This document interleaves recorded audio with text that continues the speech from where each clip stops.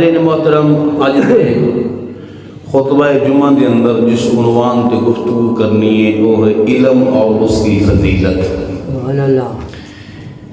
اس دنیا دے اندر ہر انسان دی اپنی اپنی ایک الگ الگ سوچ ہے۔ اس دنیا دی سوچ دے حوالے دے نال اساں لوگ سمجھنے ہاں دنیا دے اندر جس انسان دے کول مال دی کثرت ہوئے اس دے اتے اللہ دی رضائے رحمت ہے، او دے اللہ بہت راضی ہے۔ ساڈیاں زباناں دے وچوں ایسے جملے کلمات نکل دے کہ جدے کول بھی مال ہوئے اسی آنے ہاں اے دے اللہ بڑا راضی ہے۔ جس انسان دے 2 4 5 پتر ہون ساڈیاں زباناں دے اندر یہ جملے جاری ہو جاندے ہیں کہ اللہ اس دے اتے بڑا راضی ہے۔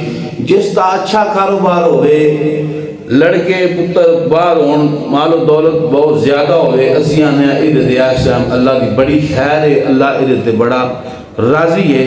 تو امام الانبیاء دی غلاموں یہ جڑے جملے نے یہ صرف اور صرف ساڑی دنیا دے اندر ساڑیاں نگاہاں دے اندر پتر ہونا اللہ دی رضا دی دلیل ہے، ساڑیاں نگاہاں دے اندر مال دی کثرت ہونا اللہ دی رضا دی دلیل ہے، ساڑیاں نگاہاں دے اندر جداد دا زیادہ ہونا اللہ دی رضا دی دلیل ہے، لیکن حقیقت دے اندر اللہ دی رضا دی دلیل اے نہیں۔ میرے کریم علیہ السلام دے پاک فرمان دے مطابق مفہوم رزگاریاں آقا علیہ السلام نے فرمایا جس انسان دے ہوتے اللہ راضی ہوئے اس نو علم دی سمجھ عطا فرمایا۔ یعنی کہ اللہ دی رضا دی دلیل ہے جس انسان اللہ رب العزت علم عطا فرماوے اور پھر خالی علم نہ ہوئے اللہ رب العزت اس دے عمل دی بھی توفیق عطا فرماوے تو پھر سمجھو اس انسان تے اللہ رب العزت راضی ہے۔ اللہ دی رضا دی دلیل ہے کہ انسان مالک کریم نے علم بالخیر عطا فرمایا۔ تو امام الانبیاء غلاموں اس تو تھوڑا جا آگے چلیے۔ اس دنیا دے اندر کوئی بندہ انجینئر ہوئے اس دا پتر بھی انجینئر بنن دی کوشش کردا ہے، اگر کوئی ڈاکٹر ہوئے تو اس دے اولاد دی بھی ایک خواہش ہوتی ہے کہ میں بھی ڈاکٹر بن جاواں، اگر کوئی بندہ کسی عہدے تے آفیسر ہوئے وہ دی اولاد چاہتی ہے کہ میں بھی اس عہدے دا آفیسر بن جاواں یا اس کو اتلا منصب میں ملے۔ اس دنیا دے اندر جڑا عالم دین ہے اس دی اولاد دی یہ سوچ نہیں ہوتی کہ میں عالم بن جاواں۔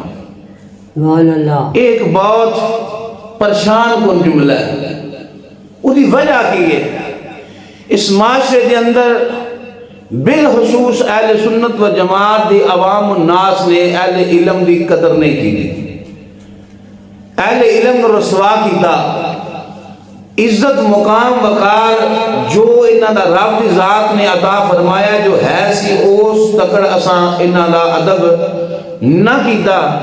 اس واسطے جدوں ایک شیخ الحدیث نے بیکار نکاح دنال عام دنیا دے لوگ سمجھتے حالانکہ وہ بیکار ہوندہ نہیں، یہ رب دی بڑی بڑی عطا ہے۔ علم والا انسان زندگی دے اندر کوئی یرانے دے طور تے یا صحبت دے واسطے چند لمحات ملتے ہوں تو سمجھو کہ اے اللہ پاک دی بڑی بڑی نعمت کے پروردگار نے سانا ایک صاحب علم جڑا ہے صحبت دے واسطے عطا فرمایا ہے۔ تو امام الانبیاء دے غلاموں سن چاہیے ہے کہ عالم دین دی قدر کریے اور جدوں اہل علم دی اسی قدر کرانگے پھر کامیابی ساڈا مقدر بن جائے گی۔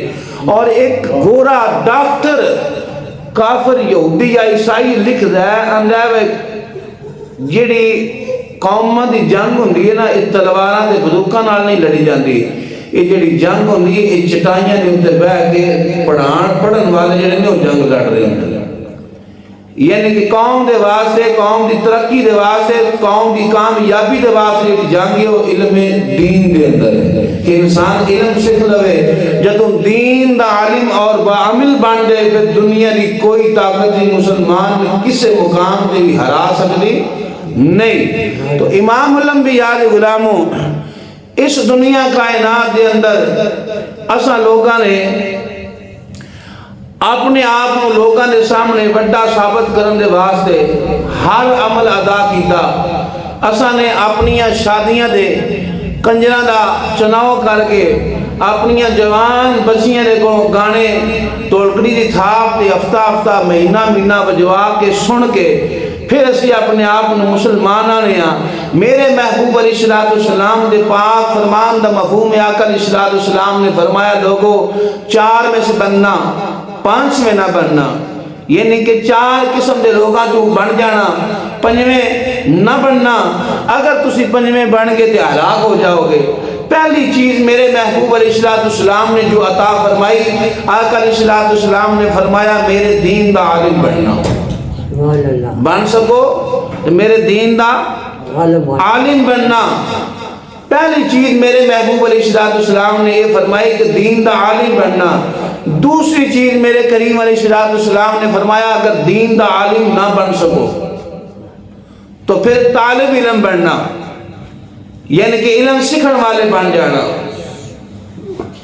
تیسری چیز میرے کریم علیہ السلام نے فرمایا اگر عالم نہیں بن سکتے، طالب علم نہیں بن سکتے، فرمایا علم والے دی گفتگو سنن والے بن جانا۔ علم والے دی گفتگو سنن والے بن جانا۔ اور اس کا فائدہ کی ہوتا ہے؟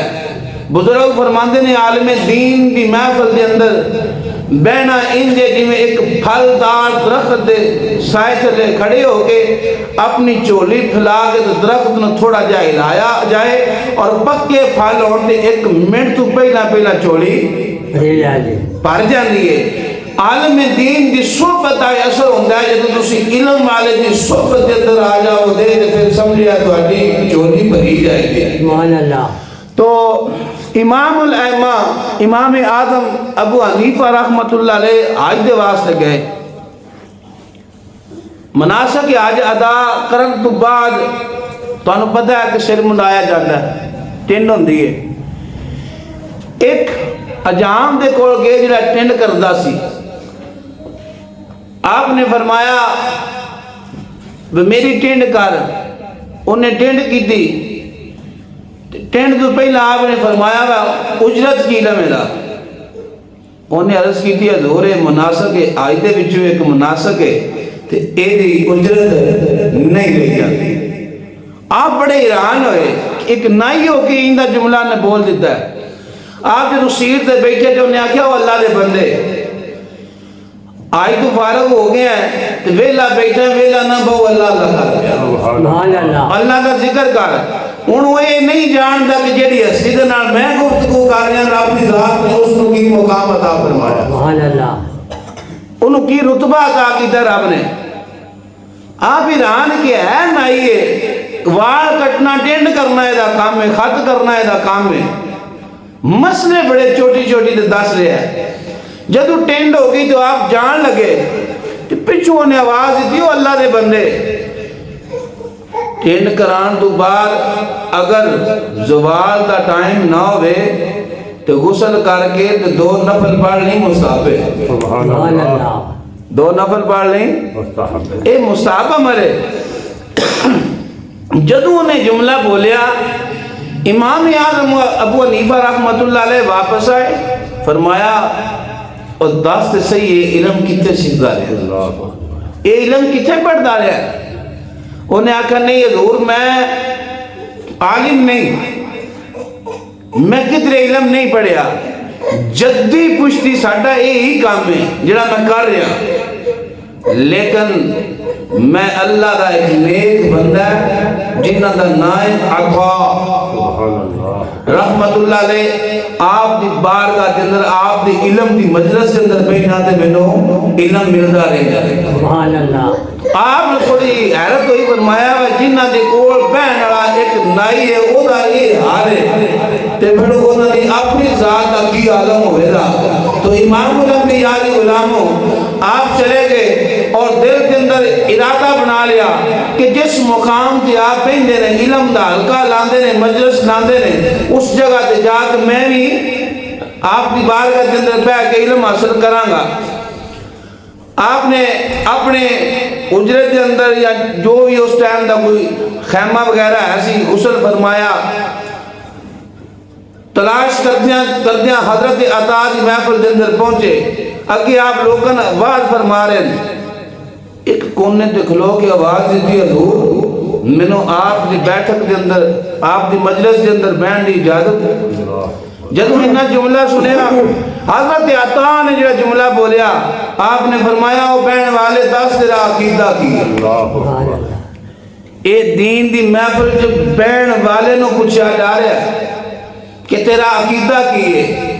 اس دور دے اندر سن عقیدے دی پرواہ نہیں, عقیدے دا خیال سوچ نہیں. عقیدہ ایک بنیاد ہے.